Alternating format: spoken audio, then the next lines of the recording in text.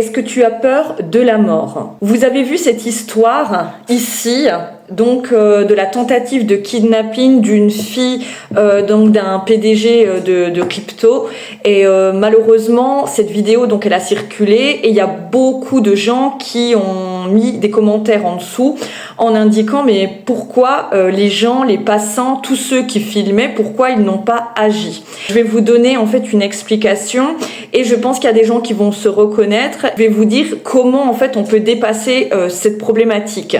La peur de la mort, c'est une des peurs les plus fondamentales et universelles qui existent. Elle vient d'ailleurs de plusieurs sources psychologiques, biologiques et sociales.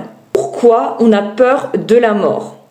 Donc déjà, c'est l'instinct de survie biologique. Le cerveau, il est fait pour préserver sa vie. Donc la peur, c'est une stratégie évolutive. On va systématiquement, par exemple, éviter les dangers.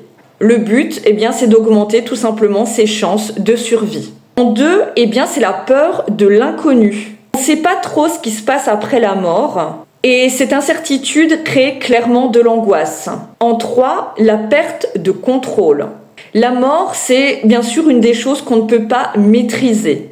On ne peut pas la prévoir non plus, ce qui fait que ça heurte forcément notre sentiment de sécurité et de contrôle.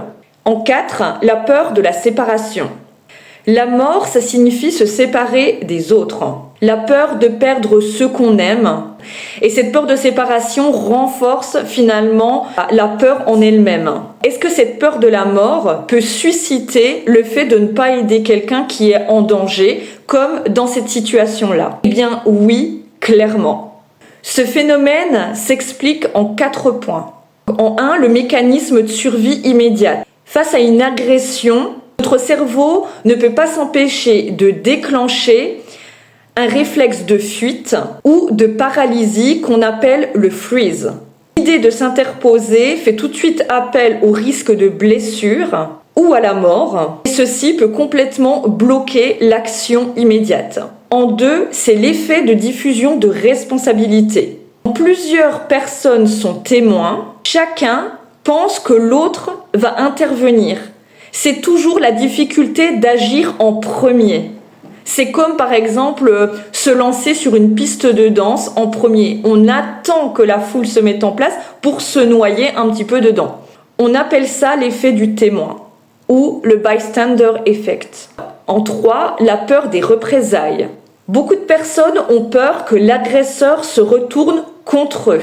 Et là encore, c'est la peur de la douleur, peur des blessures, la peur de mourir. Et en 4, c'est le manque de compétences, le manque de préparation. Beaucoup de personnes qui n'agissent pas parce qu'elles ne savent pas comment faire.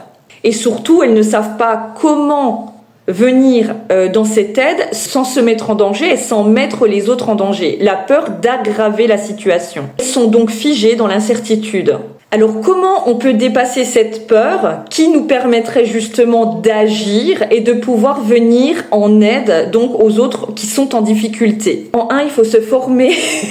Il faut se former aux gestes de premier secours. Peut-être des techniques d'intervention non violente et pourquoi pas apprendre du self-défense. Il faut aussi se rendre compte que la peur permet souvent de se dépasser.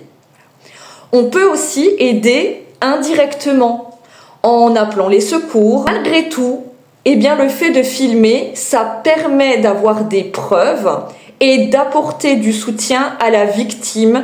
Bien sûr, on ne filme pas pour le côté buzz. On filme pour se dire que la victime pourra utiliser votre vidéo comme preuve et pouvoir se rendre justice. En dernier point, cultiver des valeurs profondes, comme la solidarité, le courage. Ça peut parfois aider à l'instinct de survie collectif. Vous vous sentez en danger, que vous ne sentez pas prêt de vous lancer. Et c'est de se dire qu'on est en capacité de rassembler les gens dans la rue pour créer un collectif et vous foncez tous ensemble. Systématiquement, l'agresseur va perdre de la confiance. L'effet collectif permet justement de maîtriser et de contrôler beaucoup mieux la situation. Alors, toi concrètement dans cette situation, qu'est-ce que tu aurais fait ? Tu aurais filmé? Tu te serais lancé le premier? Ou est-ce que tu aurais rassemblé les gens?